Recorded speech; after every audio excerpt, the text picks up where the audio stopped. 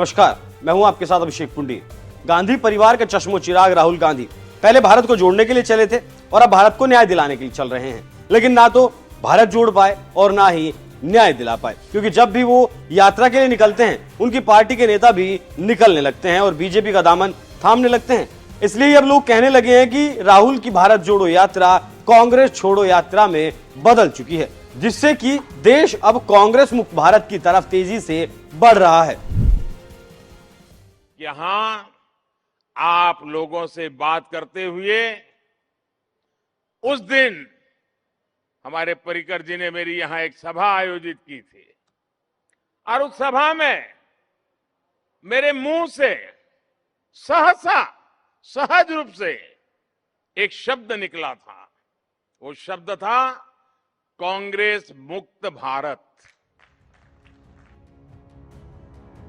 2 साल पहले प्रधानमंत्री मोदी ने भी कहा था कि कांग्रेस मुक्त भारत। अब मोदी तो कर पाएंगे या नहीं, लेकिन राहुल गांधी जरूर देश को कांग्रेस मुक्त करके ही दम लेंगे, अब ऐसा कहा जाने लगा है। मैं ऐसा क्यों कह रहा हूं वो भी है, सुन लीजिए। क्योंकि जब से राहुल गांधी की यात्रा शुरू हुई है तब से 2 दर्जन से ज्यादा बड़े नेता कांग्रेस पार्टी से अपनी सेवाओं को समाप्त कर चुके हैं। कुछ ने बीजेपी का दामन थामा तो कुछ ने और पार्टियों का। 2 दर्जन से ज्यादा तो बड़े नाम हैं, सैकड़ों की संख्या में कार्यकर्ता साथ छोड़ चुके हैं। इन 2 दर्जन नेताओं में मुख्यमंत्री हैं, सांसद हैं, विधायक भी हैं। लेकिन अब जो ताजा झटका कांग्रेस को लगा है वो लगा है अर्जुन मोडियावाडिया के रूप में। ये गुजरात से आते हैं और राहुल की यात्रा गुजरात पहुंचती उससे पहले ही अर्जुन मोडवाडिया ने झटका दे दिया। आजकल कांग्रेस को रोज नए झटके लग रहे हैं। उसके नेता कब उसका साथ छोड़ दें उसे खुद नहीं पता चल पाता। तो आज आपको वो लिस्ट दिखाता हूं जो बताती है कि राहुल गांधी तब तक दम नहीं लेंगे जब तक वो देश को कांग्रेस मुक्त नहीं कर देते। शायद कोई ऐसा राज्य बचा हो जहां से कांग्रेस को झटका ना लगा हो। तो चलिए शुरू करते हैं अरुणाचल प्रदेश से। निनांग एरिंग, वांगलिंग लोवांगडोंग दोनों ही कांग्रेस के मौजूदा विधायक थे। दोनों ने ही कांग्रेस का साथ छोड़ बीजेपी का दामन थाम लिया। दोनों ने ही अभी हाल ही में फरवरी के महीने में ही कांग्रेस का दामन थामा है। असम, अपूर्वा भट्टाचार्य, राणा गोस्वामी, बिस्मिता गोगोई तीनों ही असम कांग्रेस के बड़े नेता थे। बिस्मिता गोगोई तो सैकड़ों नेताओं के साथ बीजेपी में शामिल हुई थी। राणा गोस्वामी तो असम कांग्रेस के कार्यकारी अध्यक्ष थे। इन्होंने भी अभी पिछले ही महीने फरवरी में कांग्रेस से इस्तीफा दे दिया। बंगाल, कोस्ता बागची ने संगठन के भीतर सम्मान की कमी का दावा करते हुए फरवरी में ही पार्टी से इस्तीफा दे दिया। बागची ने पिछले साल पश्चिम बंगाल की मुख्यमंत्री ममता बनर्जी के खिलाफ टिप्पणियों पर गिरफ्तारी के बाद जमानत पर रिहा होने के बाद अपना सिर भी मुंडवाया था। बिहार, सिद्धार्थ सौरभ, मुरारी प्रसाद गौतम दोनों ही कांग्रेस का साथ छोड़कर बीजेपी का दामन थाम चुके हैं। झारखंड की बड़ी नेता गीता कोड़ा भी कांग्रेस को झटका देकर बीजेपी के साथ आ चुकी हैं। उन्होंने भी सीधे तौर पर राहुल गांधी के ऊपर आरोप लगाए थे कि राहुल के पास अपने नेताओं से मिलने का वक्त ही नहीं है। ओडिशा से भी विधायक निहार रंजन महानंदा बीजेपी में शामिल हो चुके हैं। छत्तीसगढ़ से कांग्रेस छोड़ने वालों जो नाम है उनकी लिस्ट लंबी है। प्रमोद शर्मा, विधान मिश्रा, अरुण सिंह सिसोदिया, उपेंद्र सिंह, ये सभी कांग्रेस के बड़े नाम हैं। सभी ने कांग्रेस छोड़कर बीजेपी का दामन थाम लिया। महेंद्र सिंह मालवीय, राकेश मावई ये दोनों भी विधायक हैं और दोनों ने कांग्रेस का साथ छोड़कर बीजेपी का दामन थाम लिया।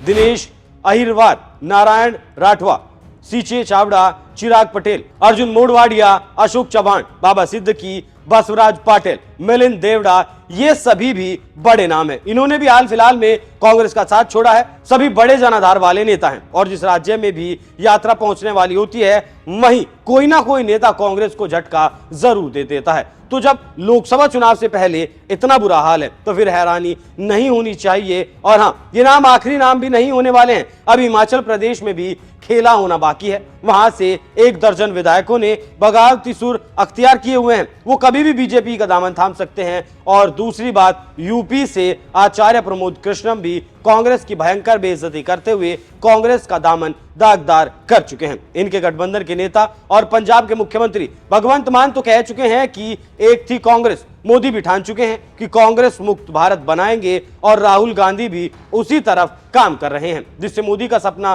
पूरा किया जा सके। वैसे सभी नेता जिस तरीके से राहुल गांधी को टारगेट करते हुए पार्टी छोड़ रहे हैं, उस पर आपकी क्या राय है? अपनी राय हमें कमेंट कर जरूर बताएं। नमस्कार साथियों,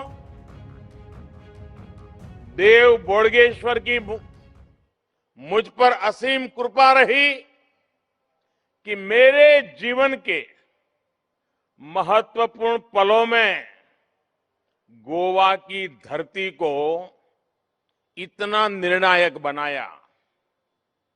आज जो आप मुझे जिस रूप में देख रहे हैं ना, जहां मुझे देख रहे हैं, इसकी शुरुआत गोवा से हुई थी।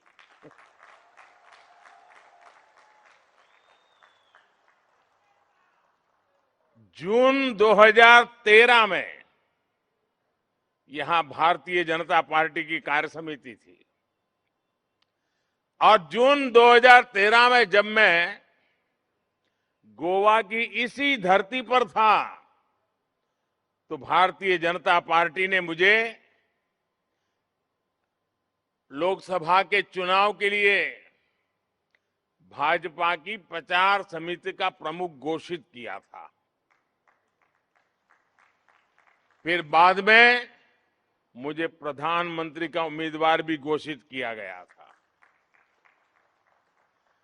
गोवा की इसी धरती से निकली प्रेरणा थी कि यहां आप लोगों से बात करते हुए उस दिन हमारे पर्रिकर जी ने मेरी यहां एक सभा आयोजित की थी और उस सभा में मेरे मुंह से सहसा सहज रूप से एक शब्द निकला था। वो शब्द था कांग्रेस मुक्त भारत। ये शब्द गोवा की धरती से ही, यहां के पुण्यात्माओं के आशीर्वाद से सहसा मेरे मुंह से निकल गया था और हमने देखा आज ये शब्द देश के कोटि कोटि नागरिकों का संकल्प बन गया है। यहां आप लोगों से बात करते हुए उस दिन हमारे पर्रिकर जी ने मेरी यहां एक सभा आयोजित की थी और उस सभा में मेरे मुंह से सहसा सहज रूप से एक शब्द निकला था। वो शब्द था कांग्रेस मुक्त भारत।